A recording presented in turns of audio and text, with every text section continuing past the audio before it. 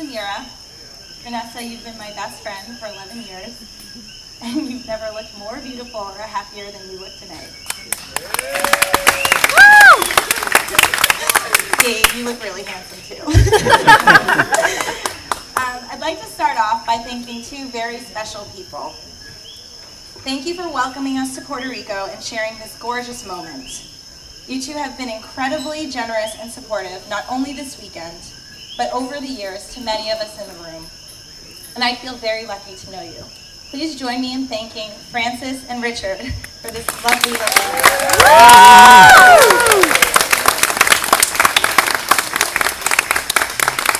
I'd also like to thank Carol and Howard for a fabulous dinner last night.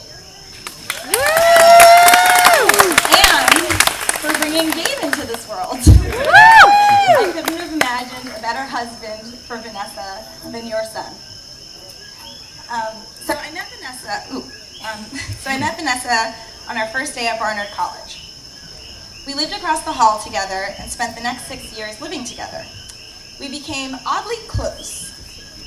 Even when we were assigned our very own bedrooms junior year, we insisted on duct taping our mattresses together so that we could fall asleep talking to each other every night.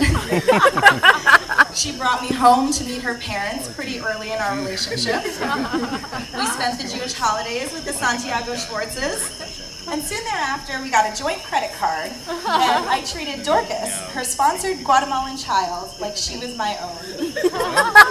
Vanessa was like my other half. As we grew older, we continued to wear matching Halloween costumes, do the same crossword puzzle on the train on our way to work, and then compare answers at lunch, and do one of our favorite things, travel.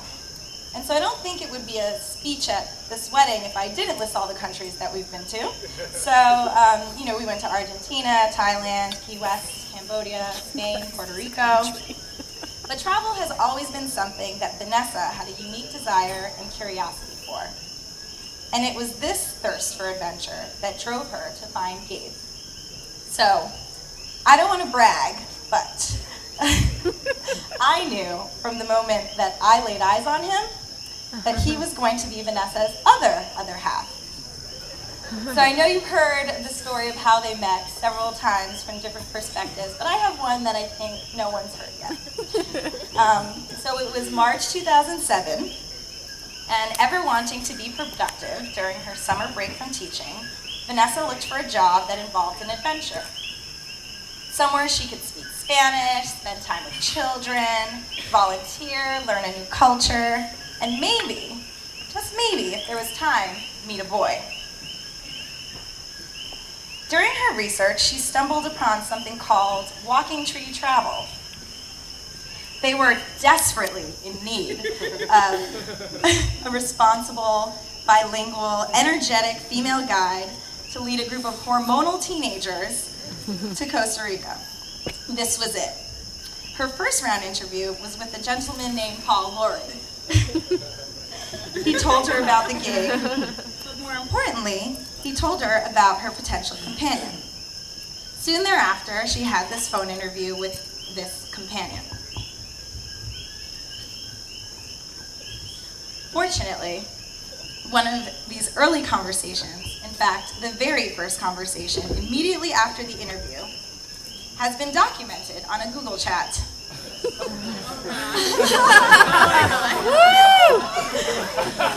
So I brought it with me here to Puerto Rico to share with all of you. Yes!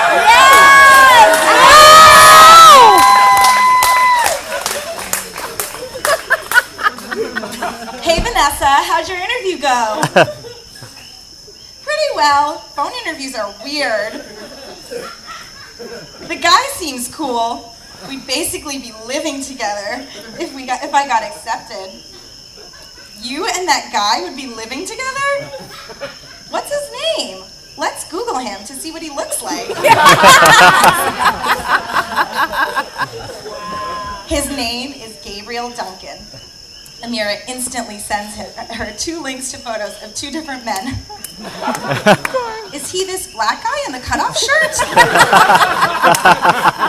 Or maybe this Latino one? He's Jewish. Oh, then he must be the Latino one, the Black Eyes Baptist. Wait, I know. He works for Walking Tree Travel. Maybe we should check there. Amira instantly sends her Gabe's profile page on the Walking Tree website. Bingo! He's cute. You can totally marry him.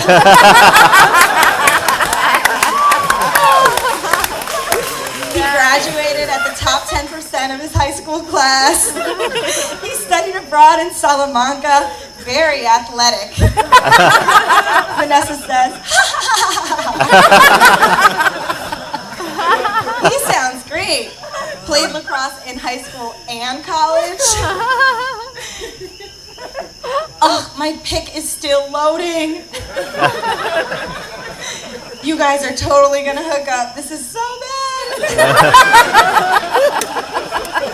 Vanessa says, got it. Ooh, he is cute. Yeah, I like talking to him. That tall one, Paul, he's the one who interviewed me. Paul is also good looking.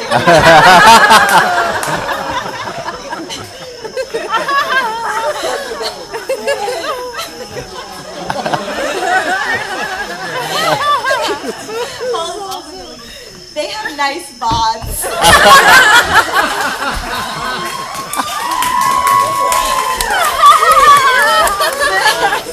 Vanessa says, yeah. Gabriel knows CPR. He's well-traveled, taught English in China. You will want to marry one of them. And Vanessa concludes, So that was March 21st, 2007 at 1:18 p.m.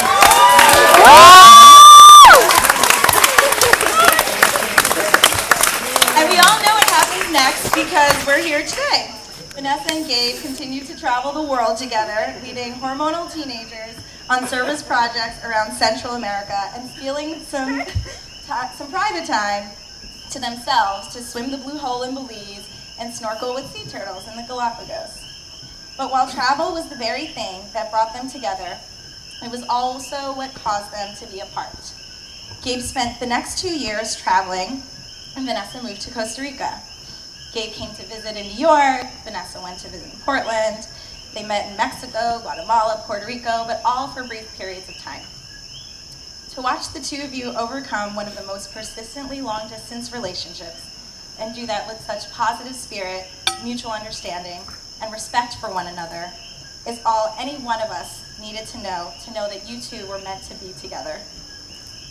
At home or on the road, Gabe has always been there to support Vanessa. He cut his trip short to race back to New York, joined her class field trips, and suffered through many meatless meals. And Vanessa had to make some really big sacrifices for Gabe. She suffered through Walking Tree scouting trips where she had to drag herself to fancy new hotels and test out new beaches. It was really tough on her. But seriously, they're constantly supporting each other, holding hands as they run over the finish line. I'd like to wrap up in the way that Vanessa typically announces momentous occasions, in a couplet poem. Gabe and Vanessa, may you have all the happiness life can hold, and travel the world until you are too old. May your trips present challenges, surprises, and comfort. But Gabe, please don't bring your Colby College lacrosse shirts. And don't just tell us about the sunset, beach, and sea breeze. Continue to invite us to these warm tropical countries. We're excited to watch you build a life in Denver. But know that some of us hope it isn't forever. New York is not the same without you there, and it continues to be hard to bear. But wherever you may land, may you always make each other laugh, because you found your partner, your companion, your other half. One last thing before the party can begin. Please raise your glasses to Vanessa and Gabe, Santiago, Schwartz, Duncan, Raymond!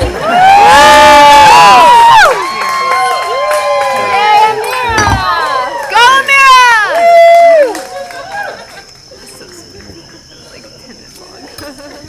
Great.